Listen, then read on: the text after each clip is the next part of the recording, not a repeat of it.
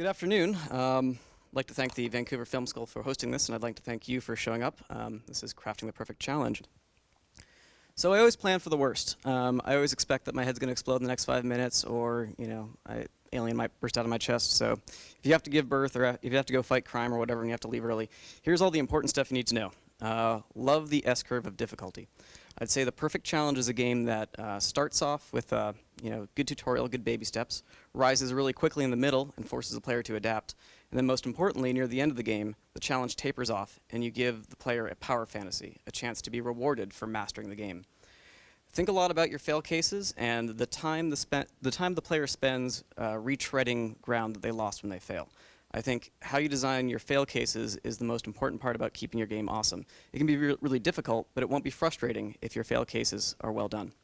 And good challenge design means working around your blind sides. You're going to be really close to your game after working on it for however long it takes, and you need to sort of plan for the fact that you'll have very little perspective.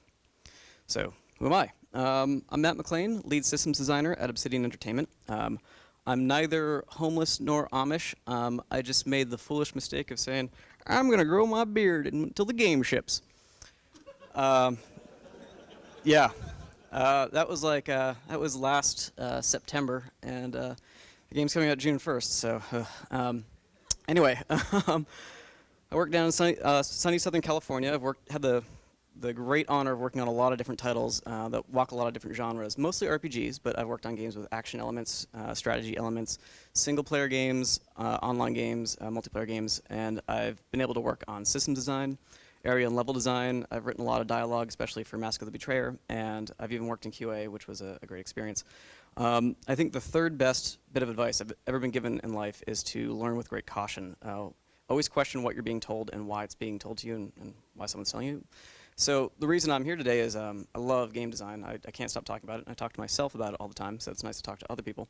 And I find the industry as a whole is extremely collaborative and sharing. There's not this protection of information. I've benefited from the wisdom of a lot of other game developers, and so I want to kind of give back to that. And I also, I didn't get to go to school for gaming. That just didn't exist 10 years ago. And I kind of envy all the people who go to the Guild Hall and VFS and all these really great institutions. And when I was putting this together, I kind of thought, what are all the things I wish I could go back in time and tell myself when I started out?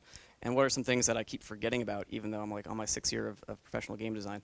The other reason is I'm just sort of selfish. It's really important that I am good at what I do, and the only way I can get better is to test out my thoughts. So at the end, if you think about the stuff weeks later and you can corroborate what I'm saying, let me know. Or better yet, if you think what I'm saying is stupid, let me know so I can fix my understanding.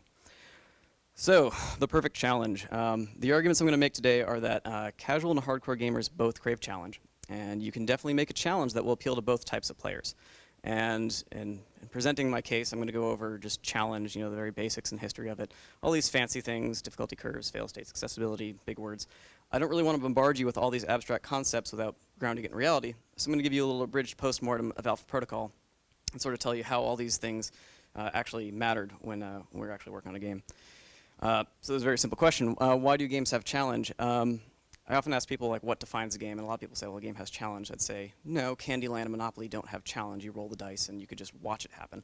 But I think people think of video games as being intrinsically challenging, and that's because in the very beginning, they were pay-to-play games. The designers had to stay in business by frustrating the player and killing her constantly, but making sure she doesn't walk away from the arcade machine. And I think developers are sick human beings in some ways. I think they like inflicting challenges on people. I don't really seriously mean that, but there are some people who are like that. But more importantly, developers spend a lot of time working on their game, and I think it's kind of fair to ask a player to spend time playing the game. And there's just the obvious fact that challenge is fun.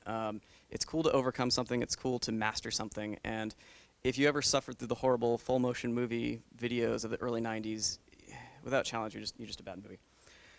So this concept that I'm constantly bombarded with when I read articles or attend lectures or even my coworkers, there's this meme that keeps coming up, this dichotomy of gamers, that there's casual gamers on one end of the spectrum and hardcore gamers on the other end, and there may be some people in the middle, but the argument is that casual gamers are all experiential, and they play for the joy of playing, and they just want to have fun while they're doing it.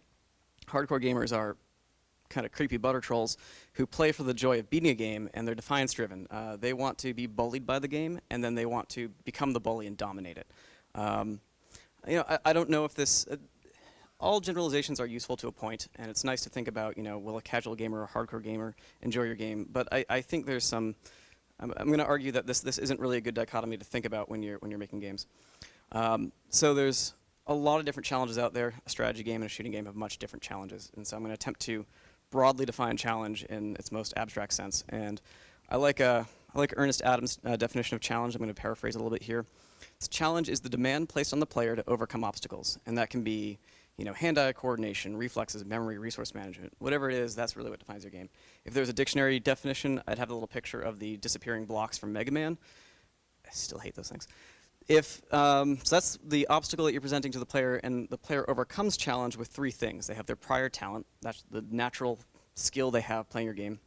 They have the experience that they gain playing your game, and they have the player advantage. And I'll explain what player advantage is. That's my catch-all term for any sort of mechanical assist that you give the player outside of their straight-up experience. So your statistics, power-ups, special resources.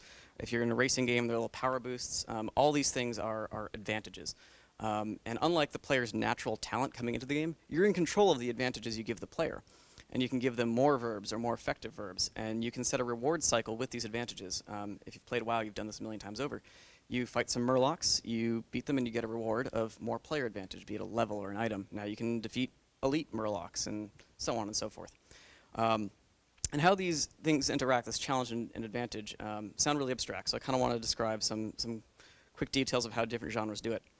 So if you look at like a puzzle or a shooter game, the challenge in these games, the raw demand placed on the player, is it's really actually pretty simple. It's moving a puzzle piece, it's aiming at a guy. It's not that difficult, but you're stressed out and you have a lot of constraints to do it under. And in these games, it's really player skill driven. The difficulty rises, and you meet it by getting better at the simple act you have to do. In a puzzle game, there's almost no player advantage. In Tetris, you start out with the ability to see one piece ahead. You never level up and see two pieces ahead. And in a shooter game, you might get added guns, you might get temporary invincibility.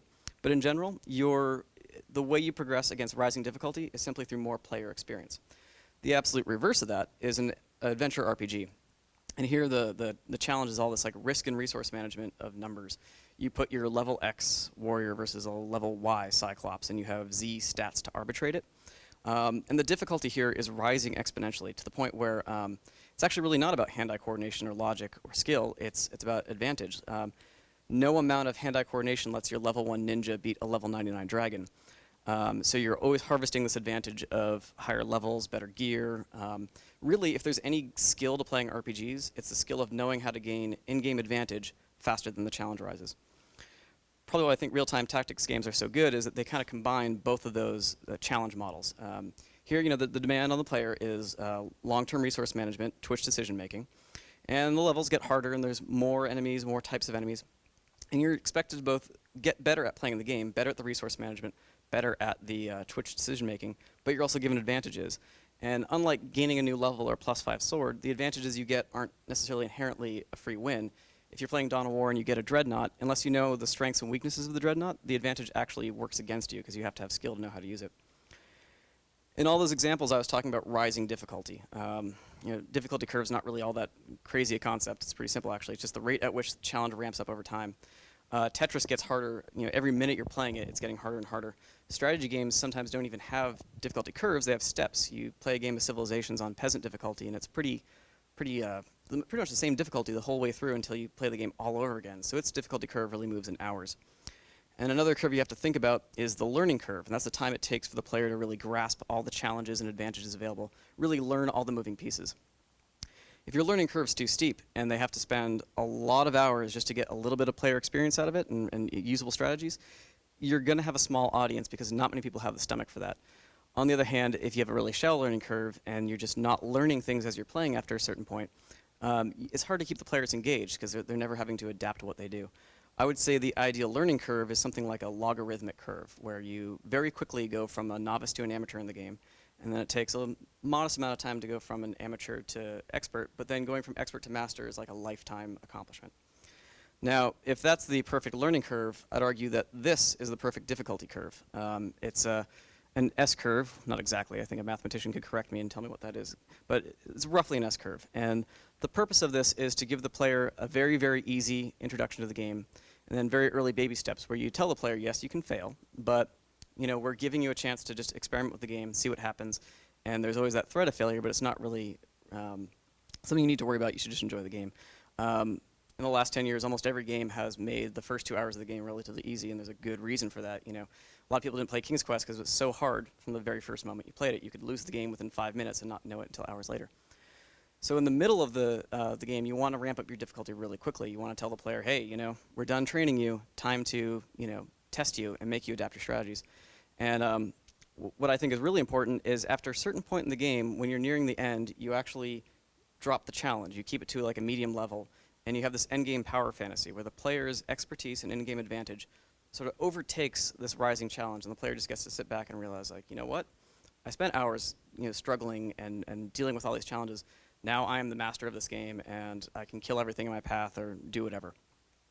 Now, as I said earlier, the player overcomes challenge with their natural talent, the experience they gain playing your game, and you're not really in control of those. You can sort of help teach your player, but really the only thing you're in control of is the in-game advantage that you give your player. And I think a lot of games use the advantage to approximate a difficulty curve like that, but it's way easier to draw a graph than it actually is to accomplish it, because you can easily get feedback loops with systems that are designed to reward a player and help them beat challenges.